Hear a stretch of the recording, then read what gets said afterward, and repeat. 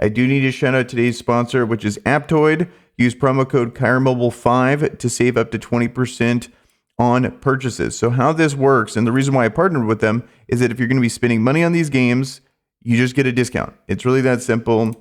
You go to the wallet, you download this program, you go to settings, and then in promo codes, you use Kire Mobile 5, all caps, all one word, and then you can save up to 20% off. And then when you go to purchase, so I'm on an Android emulator because this is only going to work on Android. It does not work on iOS. When you go to purchase something, like let's say I'm just picking something to show the biggest percentage here, so you can really see the difference.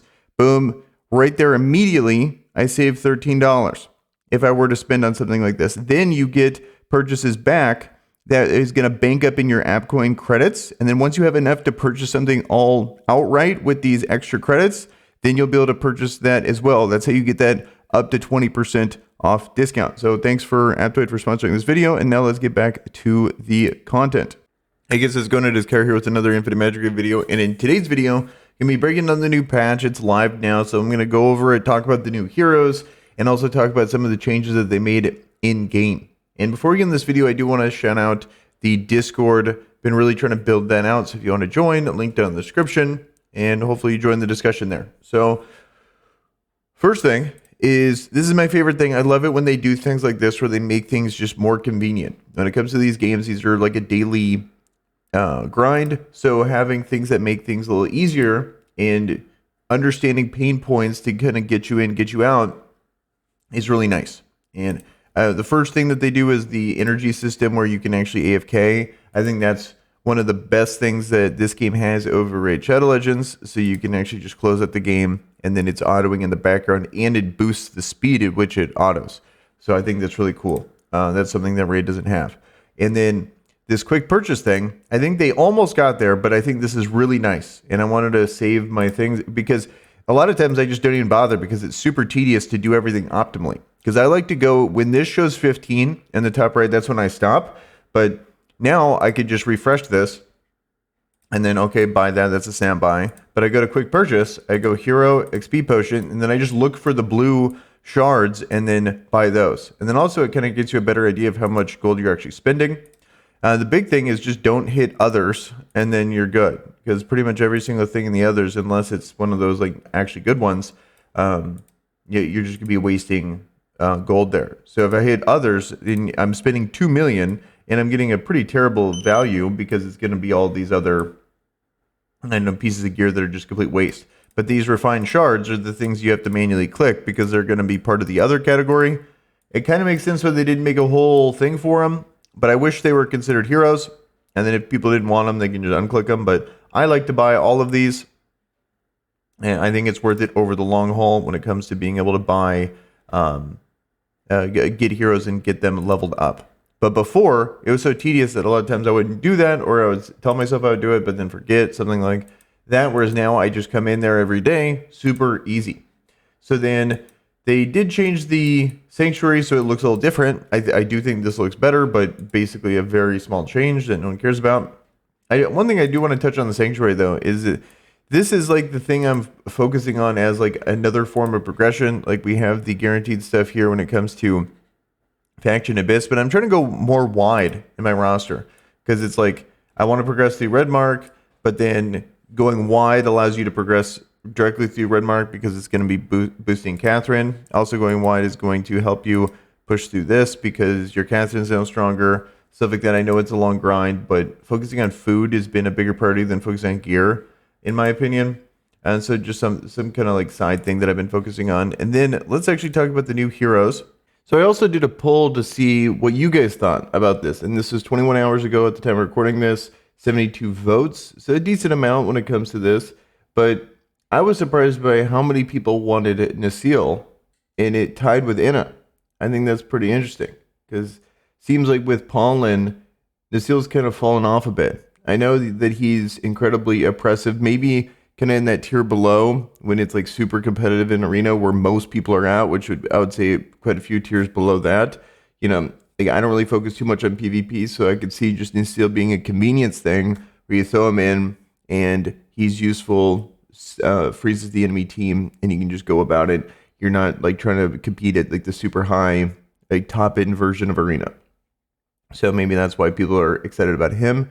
Also, I just feel like you really need the exclusive one on him. And I think for a lot of low spenders or free to play, it's very difficult to find that unless you get another copy of him. So maybe people are wanting to actually get use out of him that have him at E0, for example. But I can see these other, I would say Inna and maybe Alicia is going to be a little bit more useful. Alicia is kind of a hard sell because I think there's a lot of other good damage dealers that already exist in the game. She doesn't really fill out a niche that we were missing. She's just another version of a Nidrold or a Hazonia, stuff like that. So I can see why people are not that excited about her. And she really only gets good once you get her E3. Like, that's when she really starts to compete with those other ones. And I don't like that curve there where it's just like, okay, she's okay. And then boom, when you finally get her all the way to E3, then she becomes just as good as like a Nidrold or Hizaro. So interesting to see this. It is nice to get this feedback. I'm definitely going to be doing more of these polls because it's really cool to actually see how the community thinks. I know this is a smaller sample size. This is probably a more competitive / enthusiastic about the game version of this than the average player base, but taking this with a grain of salt, I think this data is actually really good, and I'm going to continue to do stuff like this. Factions they're in. Okay, so this one, very interesting. She's like a combination of Catherine and Ben Austin. It's like they took the A2s of both those characters and then put them into one character with a couple caveats. So it's actually seeing the numbers, because that was the big stipulation, and also putting Elix passive or his auto attack. So it's like you take Elix auto attack, you take Catherine's combination of her, like the shielding portion of her A2 and A3, and then you also take Ben Austin's A2, and then now you have Inna here. And then the caveats being that she has stipulations of which factions she'll actually boost up well, and then other ones that she'll have a bad boost to when it comes to her shield in Dragon Tribe and Sword Harbor Guards, because I think she's a really good character, especially paired with a lot of Sword Harbor Guards, that if she was at full power there, it would be even, she's already good, but she'd be even better. And then I also think Nameless Brotherhood absolutely needed a character like this, because I feel like this faction here, when it comes to Faction Abyss, it was almost impossible to be able to do this. But Timmy's amazing when it comes to Faction Abyss, and the combination of Timmy plus Inna is going to go a long way in being able to push through the Nameless Brotherhood faction. Whereas before, I bet you'd probably just get one shot pretty consistently when you get to the final boss relatively quickly. When you're on the version of Faction Abyss, when it becomes this boss here. This boss hits like an absolute truck. The second you get to this boss, you're probably going to get maybe one stage in if you had a big Nameless Brotherhood team, and then you're just donezo. But after seeing the numbers for this character, I think she's really good and worth investing into. But the big thing about her, I think she needs her E1 for her to be really good, because that's when it's going to give you the Consolidation 2 and Overflowing Mana 2.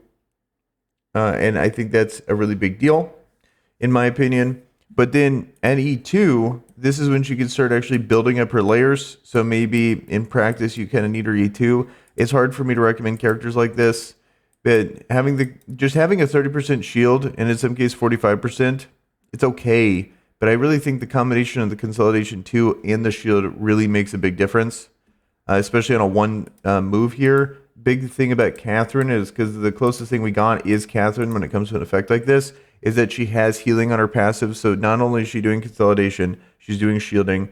It's a bigger shield, and she's healing. So if you don't have that, if it's all in one move there, you kind of need to have the Consolidation too, in my opinion. And so it's an unfortunate character for exclusive 1, but I do think she's a good character, especially when paired with the Ben Austin passive on her ult. One thing I was curious how they're going to do this. It looks like this is standard now, because you have Ben Austin's 35% chance that gets booked up to 50%, and then hers also gets booked up to 50%. So this is a character that needs an absolute ton of effect hit, because they just confirmed on how much it takes for a 50%er to be guaranteed. You need to have 100% effect hit over the enemy's effect resistance for this to be guaranteed, which could be incredibly difficult the harder the content, because they have 100% effect res. So good luck getting 200% effect hit to be able to make this a guaranteed ability. But when you do, that's a really big deal. And she's green mark, so you could combine her with Ben Austin. Nice thing about Ben Austin is he removes debuffs, so it doesn't feel redundant. And then you have the Consolidation 2 plus the shield plus Ben Austin. I think this would be a really good addition to a green mark team. So I think she's a good character. And then next, let's talk about Alicia. If I had to guess, I would say she's in here. Yep. So then this character, I wanted to see her percentages to see. So 3 stages of 80% attack damage and 80% bleed damage each to single enemy, because this is the thing that really sets her over the edge. And I think she's with the top bleeders in the game. If you guys don't know, it's like Hisonia, or not Hisonia. Like Hisonia is a good damage dealer, but not a bleeder. It's Hizaro and Nidrold are like the top. And then if you're willing to put a mythic hero for something like this, then you have Lucia. Those would be like the top 3 bleeders at the moment. And basically the top 3 damage dealers, like you got Lucifer in there, you got Hisonia in there, you got Melia. There's a lot of good single target damage dealers for Clan Boss, but that's pretty much the meta, as a lot of people have been switching to bleeders. And then those specific ones are the ones that are at the top. I think she's going to be in that range, but not necessarily, like, because the big thing that she gets is reduces the layers requirement to trigger Bloodlust Chase, extra effect by 2. Meanwhile, reduces the cooldown of Bloodlust Chase by 1 for every 2 layers of bleed. And then it's on a 4 turn, so you're going to need 8 stacks of bleed, and then she could just cast this again, which I think is insane, but you need exclusive 3 for you to be able to do that. So much of her kit is required upon that. And then she has the exclusive 2 where it increases bleed damage, which I think is awesome. And then if it still survives under which condition, refreshes the cooldown of all her skills and acts immediately for 1 turn. Acts for 1 extra turn after his cast, deals 3 stages of damage and refreshes the duration of all enemies' bleed. So this is like an AoE, so you might not even want to really use that. The big thing that she's losing out on is Nidrold has the ability to a very unique passive where his damage can't crit, but it's affected by his mastery, and so and it's all bleed damage, and he has increased bleed damage, so he's ignoring defense. Whereas Hizaro has the trigger, and because he has this right here at exclusive 1, additionally triggers the target's bleed 1 time and to 6 layers. She doesn't have that. She has a very unique ultimate where she's basically constantly getting called in, or she's able to do this like Ben Austin, how he could constantly spam an E3, his ultimate. She's doing the same. And then she's getting extra damage based on how many stacks she has. And then be able to inflict more additional bleeds and stuff. But she doesn't have that triggering of the bleeds. The bleed explosion is a massive difference in your damage, in my opinion. And her not having that, or not having some weird, unique effect that Nidrold has, for example, or you have the HP burn explosion that Hisonia has. Her not having that, I think she's probably not going to be in. I've also been hearing this, that she's good. She's really up there, but she's not at that top tier when it comes to those other bleeders. And then it's hard for me to, because I bet her graph of damage is very, it's like not that good, amazing at E3. So it's super hard for me to recommend this character unless you're a massive whale. But if you are a massive whale, the odds of you not having to enrolled or Hizaro are very low. And then in those cases, you don't need her. So don't whale for her. And then where else would she really be used? Which would be Infection Abyss and maybe Green Tower. Because there's really no super good bleeder for that. But you don't really care because Hizonia's on that tier. And if you're a whale that's willing to go E3, you're not going to do that. Maybe down the line if, as new people start cycling in, there's more and more characters. This is a green mark character. You don't have Hisonia, then sure. But that's not really the case for most people, even though she's good. And if let's say the release structure was reversed, then you'd be people would be looking at Alicia as an amazing character. But that's just not the case. So I think she's good, but I just don't see that many people. The people that are willing to spend for her already have better options or equal options at E3. and it's just kind of pointless. And then even if you got her for Faction Abyss, I mean, I don't think this faction could really go that far in there. You need to, like, they're missing that kind of in a character where you have a shield and consolidation, basically a Catherine level character or an Alec level character to really be able to push this. They do have, some kind of attack down, but like the big three things is going to be like shield, consolidation, attack down, in my opinion, and speed down. I think, big four, if you will, when it comes to actually being able to do that content, they're missing that. So it's like, okay, you have your damage dealer, but who cares? You're just going to get bodied anyway. So that's pretty much it when it comes to those characters there. There's the patch. Now that we actually have the numbers, I think I can be a little bit more confident when it comes to these, like my evaluation of these characters. Curious to hear you guys' thoughts down below. Also, are you guys pulling? Even if I had the shards for this, I'm not pulling. The other characters are not exciting enough. Nassil seems to be kind of falling out of the meta. He was basically mainly used for PvP, even though he is pretty good in PvE as well. I just so happened to pull him too, but at exclusive 0, he really kind of pops off at exclusive 1. I really don't see myself ever using a Dragon Eye on him. If I ever pull him again, maybe I'll build him. Tifia is pretty lackluster, just not enough damage. But Guana is amazing. I would say In is amazing, but you kind of need her exclusive 1, in my opinion. So it's like a pretty lackluster Miracle Wish. I would recommend saving, in my opinion. I think that's the move. But curious to hear your guys' thoughts down below. And with that, guys, I am out of here. Peace.